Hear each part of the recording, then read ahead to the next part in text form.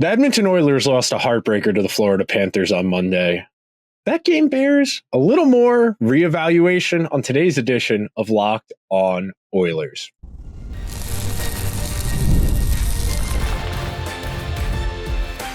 You are Locked On Oilers, your daily podcast on the Edmonton Oilers, part of the Locked On Podcast Network, your team every day.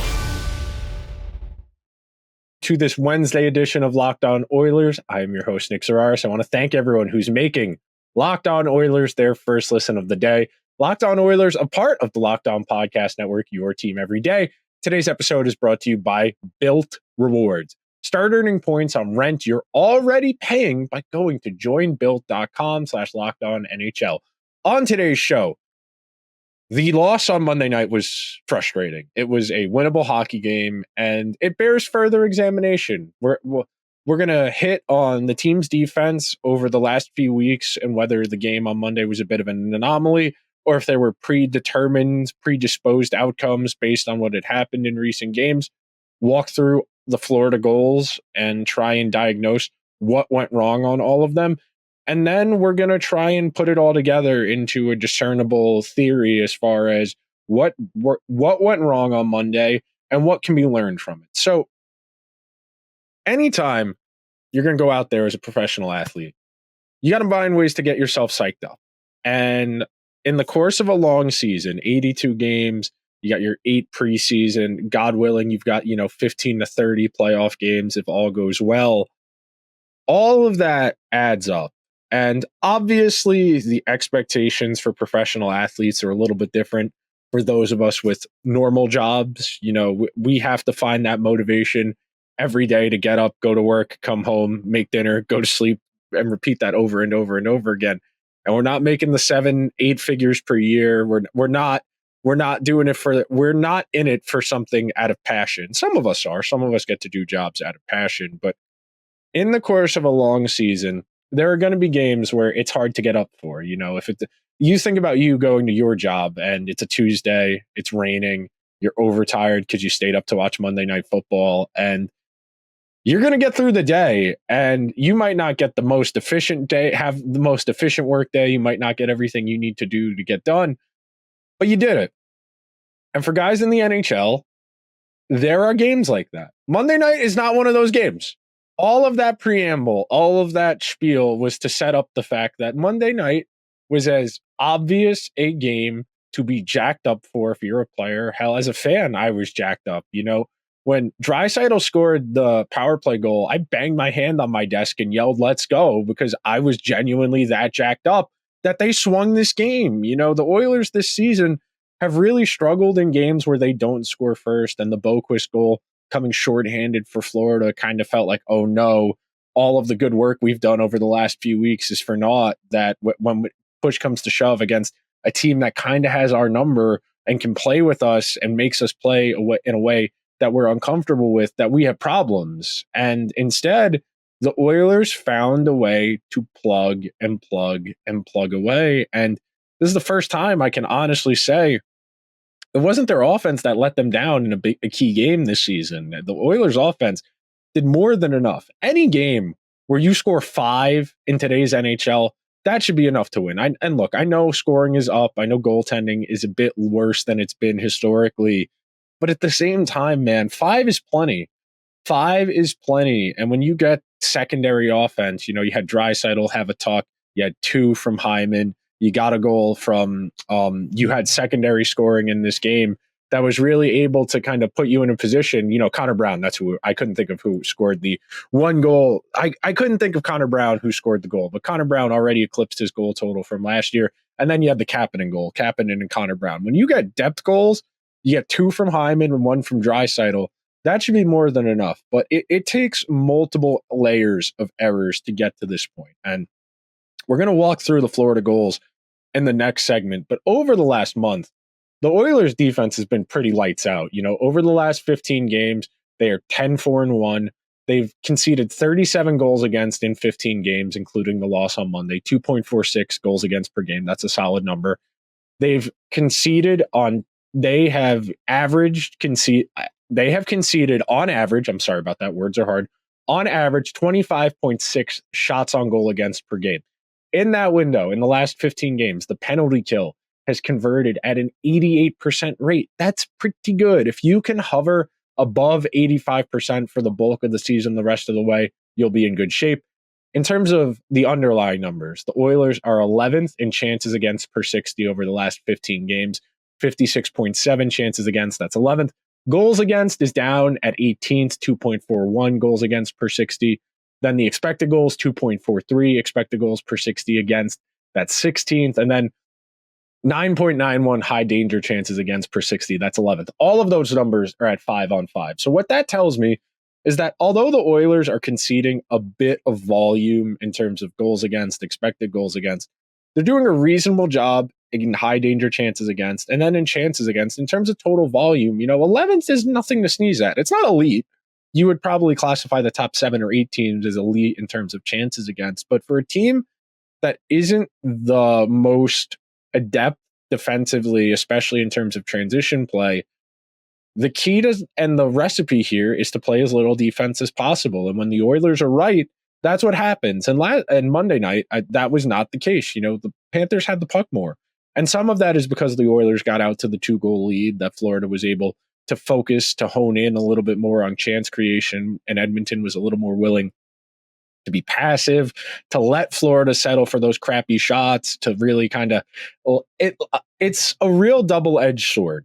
Because you allow Florida to settle for lower quality offense, you would generally consider that a win if you're the Oilers. But the problem with that is, and why it didn't work so well on Monday, is that Florida's offense is based on waves. It's first chance, second chance, third chance. So even if those chances on an individual basis are not particularly dangerous, you want to think about them as having like a multiplier, like if you were playing a video game. The more chances you generate each time you enter the zone, the more likely you are in that given zone entry to eventually score a goal. In a hypothetical, as a thought experiment, if a team had the puck in the offensive zone and they generated 40 scoring chances, eventually the puck's going in the net. If you had an infinite number of scoring chances, eventually the puck's going to find the net. And you think about how taxing it is defensively, how taxing it is on the goalie to be that hyper fixated on trying to make a play. And look, I don't think the Oilers played a terrible game on Monday, but I do think it's worth analyzing a second time over, because there are little instances, sequences where you can point to and say, well, that's something that's been lingering. What can we do about that to be better? Or in the case of, the Sam Reinhart goal, that's an extreme outlier. Although you don't want that goal going in, it happens so infrequently that I don't think that's one that bears particular analysis from the Skinner perspective. Now, we could talk about it from the Ekholm perspective, which we will in the second segment, and we'll hit on the multiple errors that built up to that play happening that eventually allowed that goal. But a lot of these goals for Florida are the byproducts of direct mistakes. And we talked about it in terms of the Oiler perspective last week when they played the Wild and they stormed a monstrosity of a mud stomping game. They hung a touchdown on the Wild.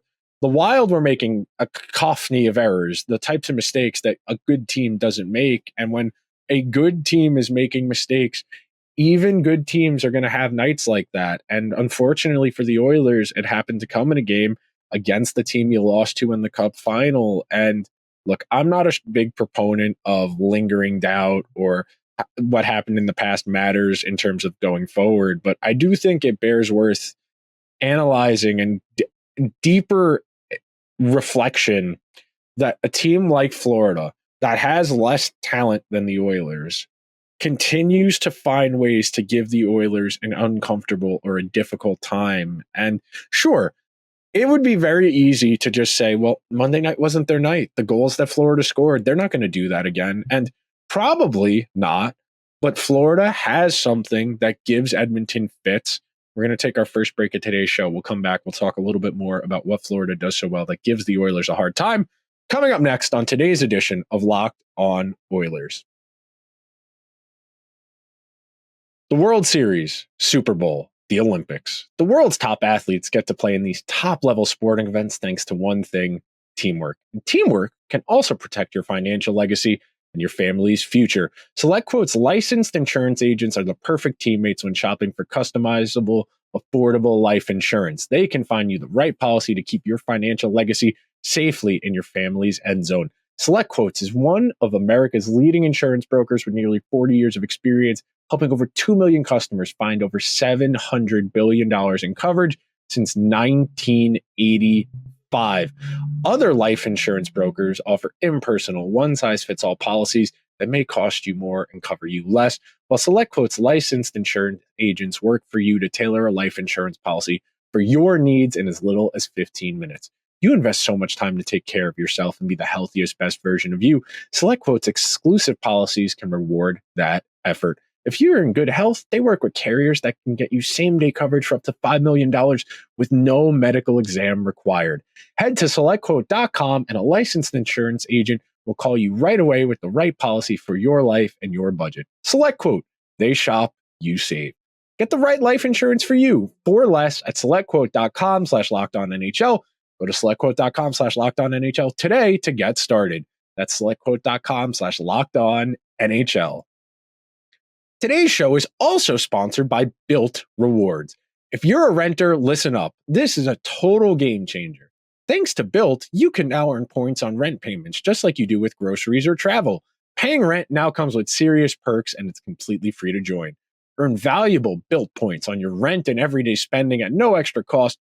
Redeem points for flights, hotel stays, and even future rent payments. With over 500 airlines and 700,000 hotels in their programs, the possibilities are endless. Access unique experiences that are exclusive to Bilt members. I love using points for travel, and Bilt makes it so easy to turn rent into rewards. If you're already paying rent, why not make it work for you?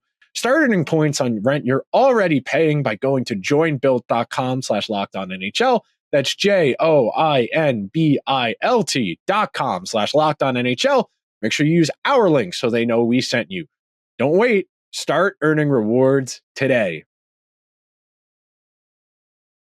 Thank you to everyone who is hanging out here on this Wednesday edition of Locked On Oilers, where we are walking through a difficult loss to the Florida Panthers on Monday. And I don't like to make regular season games, especially one game, non-conference opponent in December, out to be more than they are. Because in the context of a long season, one individual game does not matter a whole lot. It's not necessarily emblematic of what's to come or what might happen. But I do think there is something to be gleaned, something to be gained from reflection against a team that has shown considerable ability to make you uncomfortable and to play well against you. And that's natural.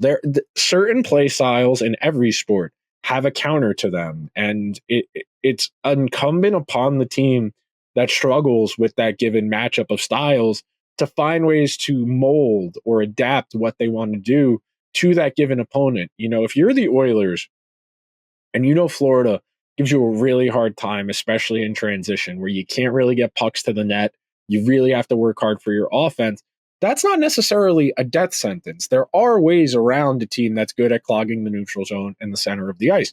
The problem is it is really difficult to get that defensive structure to break down. It's really difficult to string together 5 or 6 passes in a row while also maintaining a clockwise or a counterclockwise cycle. So that way you can get that defensive structure to overload. You know, if you get 2 guys to one side, that's naturally going to lead to a numbers advantage on another side. And that's the way you break down strong defensive structure in hockey. You need to maintain a sustained stretch of offensive zone time so that even if perchance you don't get the goal, you can start to wear them down. And it takes away some of Florida's oomph as an offense if you keep them in their own zone. And they are incumbent, their success is incumbent upon cycling, high to low play, and trying to break you down.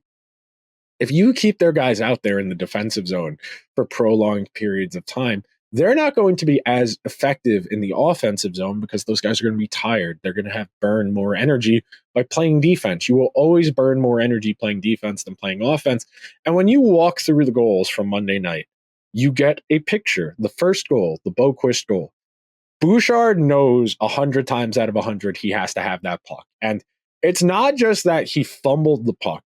It's that he fumbled the puck, slipped, and was in no position to be able to reposition himself and get back in the play. It was entirely dependent on Skinner making that save. And it's not a death sentence to give up that first goal. It happens. You're not always going to play perfect. You're not always going to get off to your best game. But Bouchard has had that happen to him on more than one occasion this year, where he has walked the blue line and just outright lost the puck, lost his edge, and given the other team a scoring chance. And you can assess it as a number of things. Maybe he's overthinking it. He's trying to think about what he's going to do next as opposed to making the play. And look, what makes Bouchard great is his IQ, is his positioning, and his knowledge of where the puck needs to go in a given situation. For guys like him, it's never going to be about their speed. It's never going to be about their size. Yes, he has a wicked shot. You can't take that away from him. But at the same time, if he is so predetermined that I need to do so, I need to get the puck here to here to here, that he's not in the moment, that he can't make the simple play, that is a knock against his game. And he is going to have issues if he's overthinking it to that degree. And I don't think that's a big picture concern, because this happens relatively infrequently. But I do think the fact that they were playing Florida, and Florida is a team that has given the Oilers fits, I do think that was in the back of his mind, that he's thinking, well, we're out here on the power play. We get this goal early. We set the tone. We take control of the game, as opposed to puck, stick, puck, move. And I hate to dumb it down to that degree, but effectively that's how your brain has to work when you are in that situation. And look, I understand that a professional athlete's ability to process cognitively is significantly faster than us mortals. You know, I like to think that I can do certain things, you know, if I play the EA Sports NHL video game, but it happens so much faster in real life versus the video game that, sure, I can maintain a cycle, string together 1, 2, 3, 4, 5, 6, 7, 8 passes in a row and not really think too much about it, but it happens so much faster in real time. We're talking about fractions of a second in our decision making. Then you go to the second goal. You go to the second Florida goal, which I believe was, I want to say Tkachuk on the power play. Yeah. Panthers have the puck in the offensive zone. They go high to low. That goal is frustrating for me because Ekholm and Emberson both have opportunities to make plays on the puck. Ekholm's opportunity is the pass getting to the shot that eventually goes in off Matthew Tkachuk. The other is Emberson, who he doesn't make a decisive decision. He gets caught in between either pressuring the shooter or dropping the extra step back to pick up Tkachuk, because Emberson and Ekholm are probably about 5 feet each in front of Tkachuk, and Tkachuk is just in Skinner's periphery. He's in that immediate space around him, and because of that, he has more room. And ideally, yeah, you want that guy being marked, but being that it's 5-on-4, you have to be a little more zone oriented of, well, if he's in this space, I need to make a play. And unfortunately for Edmonton, that puck gets through both guys because neither is in a particularly great position to make a play. Tkachuk can redirect it, and that's a goal against. Then we build it back even further. We keep going down the list. You get to the Forsling goal. That goal shouldn't happen either. Adam Henrique recovers the puck in the circle to the left of Stuart Skinner. He banks it high off the glass. It hits a stanchion and dies. It falls on Forsling's stick. There's a scrum down near the net front. There's a lot of bodies, and the puck hits Emberson on the way in and goes in over Stuart Skinner. Okay, that's a stupid one. We can accept that. It happens. It's a bad bounce, 2 bad bounces on one play. Okay. Then it starts to unravel, and that's really the issue. The Mikkola goal, that goal cannot happen. There's the shenanigans in the neutral zone where Jeff Skinner's on his butt. He's looking at the referees, asking for a call. The Oilers are late coming onto a change because of the shenanigans in the neutral zone. They have multiple opportunities to get in the way of that puck. Brett Kulak goes down the Snow Angel to try and break up the pass. Skinner is trying to go from post to post, and Mikkola has an open door. He can walk it in, and he gets a great look at a wide open net. And that's easy. You know, as much as Mikkola is not a goal scorer, you know, he's at less than 10, I think, in his NHL career. That's a pretty easy shot to convert. And Skinner, yeah, you would say he's got to get over a little bit better, but the Oilers had a reasonable numbers advantage in the defensive zone that they should have been able to break that up. And then you get to the Reinhart goal. It's the same thing. Reinhart has 3 Oilers within 5 feet of him at the corner near the circle where it's about to turn into the red line. and he pings one off the back of Skinner's head. The Oilers had a numbers advantage. They lost it. That is really unfortunate.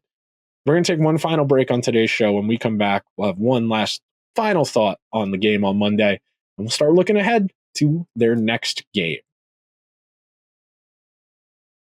Today's episode is sponsored by PrizePicks. If you love sports, you're going to love PrizePicks, the best place to turn your sports knowledge into real money. Whether it's hockey, football, or any of your favorite sports, PrizePicks makes it easy to get in on the action. You can win up to 1,000 times your money on PrizePicks. Plus, this holiday season, they're giving away $30 million in rewards during Picksmas and offering 2 free picks in December. When your picks hit, PrizePicks makes it easy to cash out. You can get your money in as quick as 15 minutes. This week on PrizePicks, I'm eyeing the hockey board. You could do Jack Hughes more than 4 shots on goal, Artemi Panarin more than 1.5 assists if he manages to get back in the lineup for the Rangers this week. If not, and you're looking more towards the Oilers Thursday night against the Bruins, you could do Bouchard over 3.5 shots, McDavid over 1.5 points. It's so simple to make my picks and have fun with my friends while potentially cashing out fast. Download the app today and use code LOCKEDONNHL to get $50 instantly after you play your first $5 lineup. That's right, $50 instantly. PrizePicks. Run your game.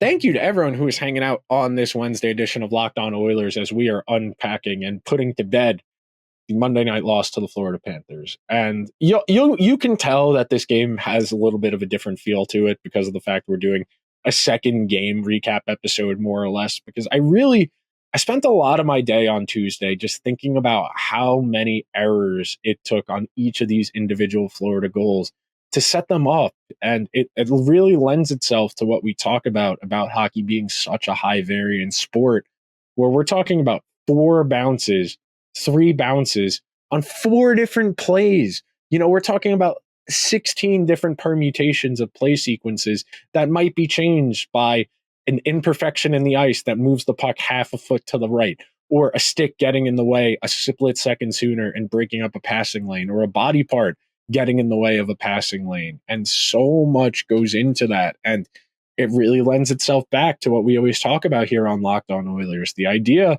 that luck is what happens when preparation meets opportunity. If you give teams like Florida opportunities, if you give them chances to hang around, to create offense, to just fling pucks at the net and hope for the best, bad things can happen. And Florida, I wouldn't say got lucky on Monday. I would say the Oilers had a chance. They weren't able to put Florida away. We talked about the 2 separate chances that Zach Hyman had to extend the lead to 5-2, and he wasn't able to. And because of that, the Oilers are sitting here now, coming off of a really nice run of games where I felt like they played really well. And look, the Vegas game, they didn't play great down the back half because they got out to the big lead and they were coasting. And I don't think that's necessarily emblematic of a bigger trend. I know Chris Knobloch on Tuesday had said he felt that there was some of that in the loss on Monday, that the Oilers got out to the lead, and because they had the lead, they were comfortable. They weren't pushing as hard for that extra goal to win the game. And I think that's reasonable if you're Knobloch to say, hey, I noticed 2 games in a row, we got out to a lead and then we started to coast a little bit, and I don't want this to become a habit. I think that's fair if you're Chris Knobloch, but I don't think that's particularly a sign of a trend. Sure, if it happens again, then we can have a conversation about it. But I think the way the Oilers play, it's gonna lend itself to those high variance plays because there's so many chances on both ends. If the puck's going up and down constantly because of transition based play that's reliant on volume, it's hard if you're that type of team to find ways to sustain offensive zone time, because you don't want to tell McDavid or Draisaitl to tamp it down to second gear, to cycle, to forecheck, to try and grind the game to a halt. You don't want to do that. You want to encourage them to create offense. And because of that, it lends itself to the other team having counterattack opportunities. It's a real conundrum. And Florida, being the type of team they are, where they're very comfortable in these fast-paced games, even though they don't necessarily have the same type of skills as guys on the Oilers, it's a real double-edged sword where if you get the puck in deep, if you're Edmonton with control, and you've got 4 players below the hash marks because you're all within the net front, that means you have 1 guy at the point. And that means all Florida has to do is get the puck past your first wave of forecheckers, And then they have the opportunity for an odd man rush. And that's what happened to the Oilers on multiple occasions on Monday night, that they were doing a really good job of creating dangerous offense. But to create that offense, they had to have a lot of numbers down low. And when you have numbers down low, you are leaving yourself susceptible to counterattacks. It's a real conundrum. And it's one of the real tactical decisions the Oilers are going to have to do, or one of the real tactical concessions the Oilers are going to have to make, because at some point, you're going to need that salt the game away mentality of let's get the puck in deep, let's cycle, let's look for one really good scoring chance in hopes of wearing down the other team, of burning some clock, of maintaining possession. Because if we're just going up and down and back and forth, that's where you can get into trouble. And Monday night is a perfect encapsulation of that. You would like to see Draisaitl, Podkolzin, and in this case, Kapanen out there just kind of dragging the game to a halt, control possession, cycle in the offensive zone, wear the other team down, and force them to work hard for offense. Because transition offense, it's easier to get to quality chances when you have that up and down, because like we said, it becomes a numbers game where if that extra defenseman is going to pinch down to help create offense, that guy is leaving his partner 1-on-2, 1-on-3, and that's a difficult place to be. And sure, some of this is lingering baggage from the summer. That might be why I, in particular, feel a little more discouraged about this loss than any other one this season. You know, they've had some real stinkers. Minnesota smoked them. Winnipeg smoked them. They've had some tough ones. But at the same time, sitting here right now, Florida's the type of team you're going to need to beat if you're going to win a Stanley Cup. You know, you're going to play Dallas, you're going to play Vegas, you're going to play good teams in the postseason. You're going to have to beat at least two really good teams just to get to the final.